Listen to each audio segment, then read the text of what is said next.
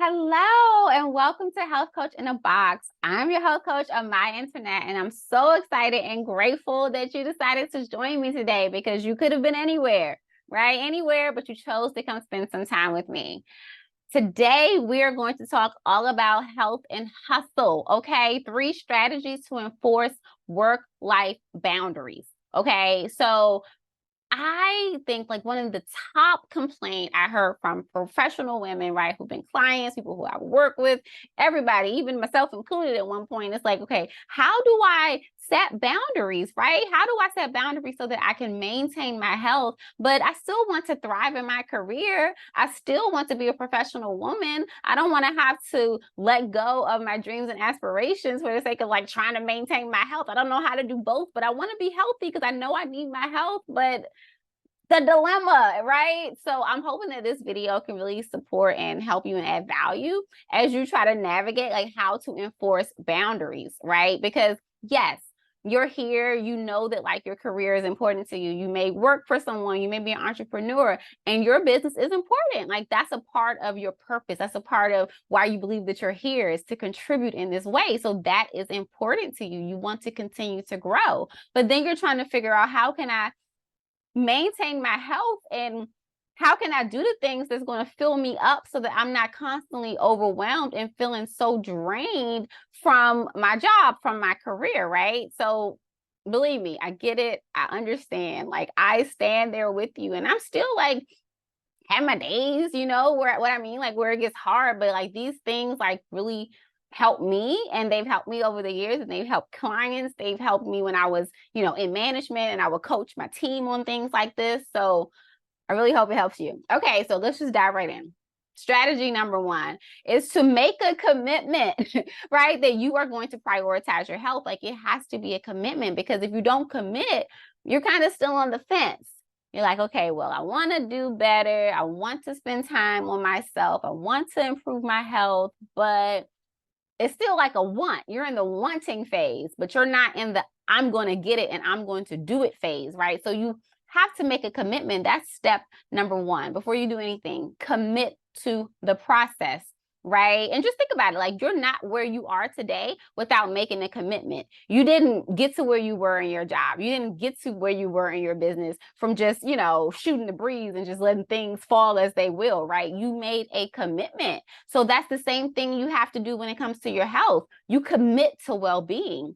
Like one thing that I will not let happen is to say, hey, like this job or this career or my business is the reason why I can't work out, is the reason why I can't eat healthy. Like I refuse, because I made the commitment that, hey, making sure that I take care of my health is important. Like I'm not going to let certain things go for the sake of anyone or anything, right? So that helps. That's like half the battle, is making the decision.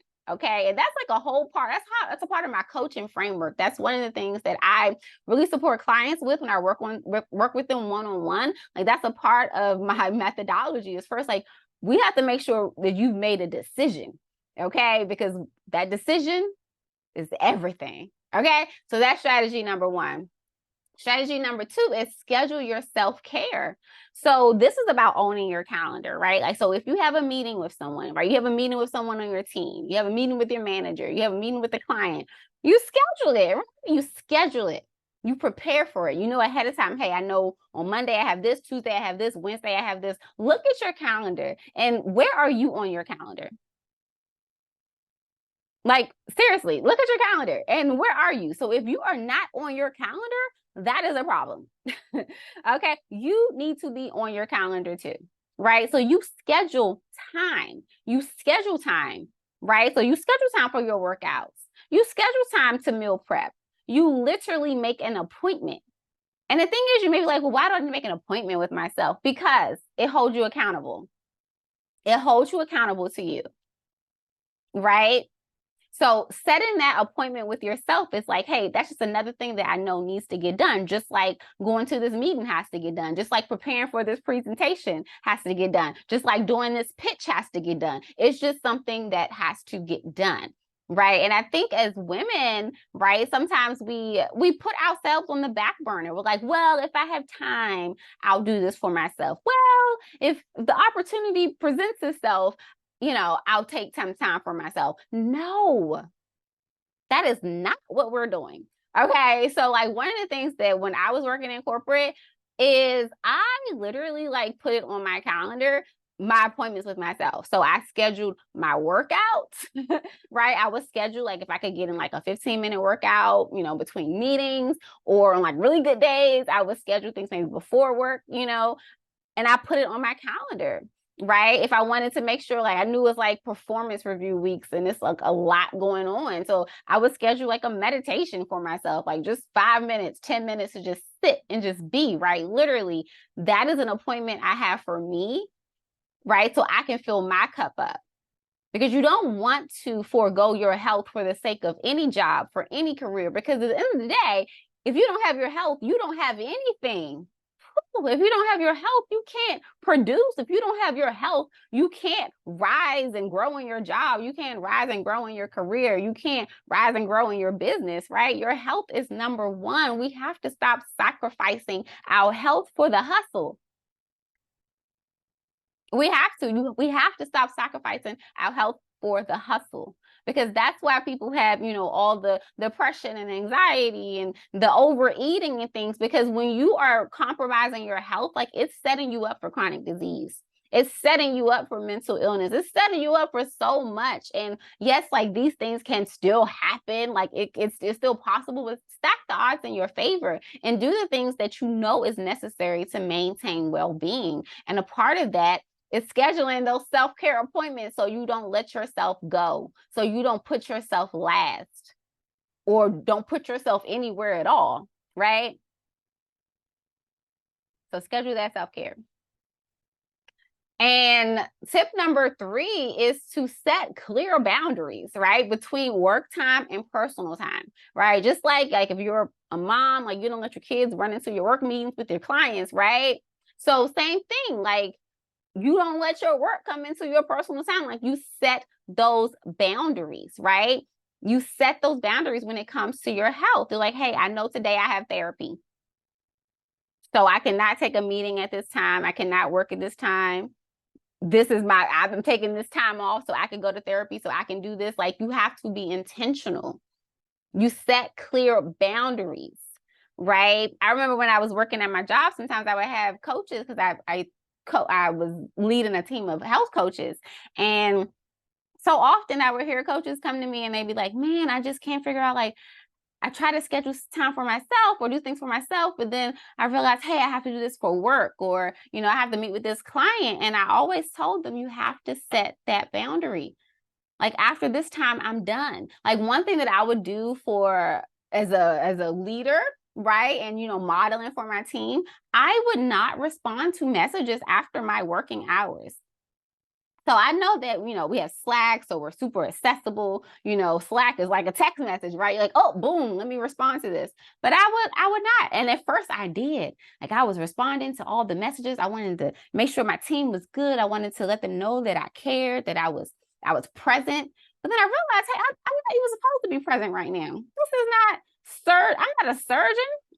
I'm not saving hearts and stuff like that. I'm not doing that. Like, and even if you are, you still need to set the boundaries, right? But I was like, hey, I told my team, hey, like when I'm done with work, like I'm not responding to any messages.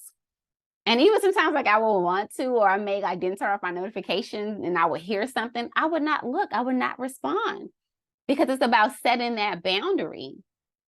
How many times have you been like having a really great day, right? You're done with work, everything's cool, and then you get a Slack message, you're off the clock, right? You're not working, and then you're like, oh man, it like changes your mood.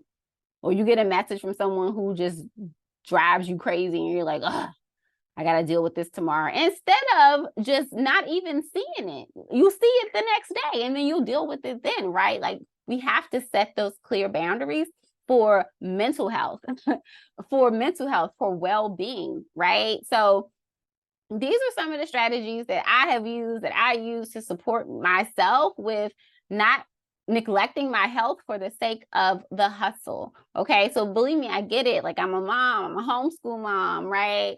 Entrepreneur, I am a coach, I teach, I do a lot, right? But the thing is, like, I cannot allow the boundaries to be blurred because it'll affect me. It'll affect how I'm able to show up. It'll literally affect my health. And I've seen that it can affect the health of other people. So it's really about being mindful and intentional. And once again, it starts with making that commitment to self, making that commitment to your health because you're worth it. You're worthy. You're worthy of taking care of yourself. You're worthy of care. You're worthy of health, right? Okay. Hope you found that helpful. I hope you got something valuable out of what I've shared today. And if you found this video helpful at all, please like, share, and subscribe to the channel because there will be more to come. Okay. Thank you for spending time with me. See you in the next video. Peace.